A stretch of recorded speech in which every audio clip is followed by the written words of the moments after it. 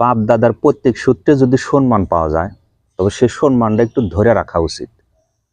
আর সম্মান ধরে রাখতে হলে মানুষের সাথে সুন্দর কথা, সুন্দর ব্যবহার, আচরণ, বিনয়, চলতে ফিরতে মানুষের সাথে খুব সম্মানের সাথে কথা বললে, সম্মান দিলে মানুষের সাথে সম্মান পাওয়া যায়।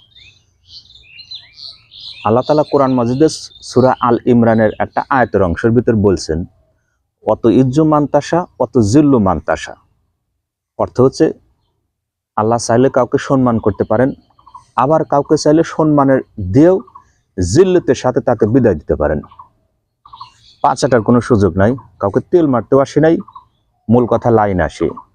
এক দেশে যে এক রাজা ছিল, রাজার খুব হ্যাডামা ছিল। 112 কোটি টাকা দেয়া সেতুর পাশে ওপাশে তার একটা মুরাল তৈরি করছে। লোকজন রাস্তাতে যাইবে, সেতুর দিকে এরকম ভাবে টাকা থেকে দেখবে সেই রাজার বড় বড় ছবি। আর এই মুরালটা খরচ করতে টাকা লাগছে 112 কোটি টাকা। 18 কোটি জনগণের টাকা মেরা খায়া 112 কোটি টাকা যা তার মুরালটা খরচ করছে। আল্লাহ তাআলা সেই রাজাকে খুব সম্মানী দিছিল, খুব সম্মান করছিল।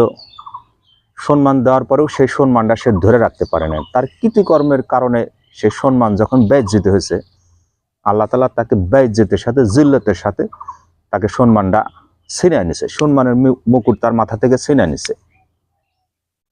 সেই হ্যাডামালা রাজার বর্তমানে অমর একুশে বই মেলায় তার একটা মুরাল তৈরি করছে, ডাস্টবিন বানাইছে। সেই ডাস্টবিনের ভিতরে, ডাস্টবিনের কাজ বাদামের খোসা ফালান, পানের পিকচারি ফালান, থুতু ফালান, যে যাই মারুক পানের পিকচারি ফালাইবে, থুতু ফালাইবে। এর দ্বারা বোঝা যায় যে সম্মান আসলে আল্লাহ তাআলা দিলে সেটা ধরে রাখা চেষ্টা করা উচিত। আর সম্মান দেওয়ার পরেও তাকে জিল্লতের সাথে বিদায় নিতে হয়। যেই রাজা ছিল রাজ দরবারে, রাজপ্রাসাদে, তার এত সম্মান, আত্মসম্মান, মানুষ তাকে খুব শ্রদ্ধা করত, সম্মান করত। কিন্তু তার আচার ব্যবহারের কারণে মানুষ অতিষ্ঠিত হয়। সেই রাজার ছবি এখন বর্তমানে অমর একুশে বইমেলার ডাস্টবিনের সাথে ফেলা রাখছে। আর এর দ্বারা পরিষ্কার বোঝা যায় যে আল্লাহ তাআলা আগেই বলছেন যে অত ইজ্জু মানতাসা অত জিল্লু মানতাসা। আমি চাইলে কাউকে ক্ষমতা দিতে পারি, আবার ক্ষমতা দেওয়ার পরেও বেইজ্জতের সাথে, তাকে জিল্লতের সাথে ক্ষমতা ছিনিয়ে নিতে পারি। এই ঘটনাটা দেখে মানুষের একটু উপলব্ধি করা উচিত যে চলতে ফিরতে মানুষের সাথে ক্ষমতা থাকলে মানুষের সাথে কোনো সময় খারাপ ব্যবহার করতে নেই। আল্লাহ তাআলা মানুষকে ক্ষমতা দিয়েও ক্ষমতা আবার ছিনিয়ে নিতে পারেন। আমার ক্ষমতা আছে বলে আমি মানুষের সাথে যে দুর্ব্যবহার করবো, এটা একবার ঠান্ডা মাথায় খুব ভাবা উচিত।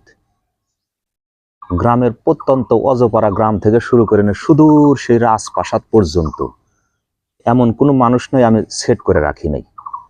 500 বছরের পুরানা বট গাছ আমি, আর আমাকে অতি সহজে কেউ উপরা ফেলাইব প্রশ্নই আসে না, কোনো প্রকার সম্ভব না। আমার মতো মানুষের ক্ষমতা ছিনিয়ে নেওয়া পৃথিবীর কারো শক্তি নাই।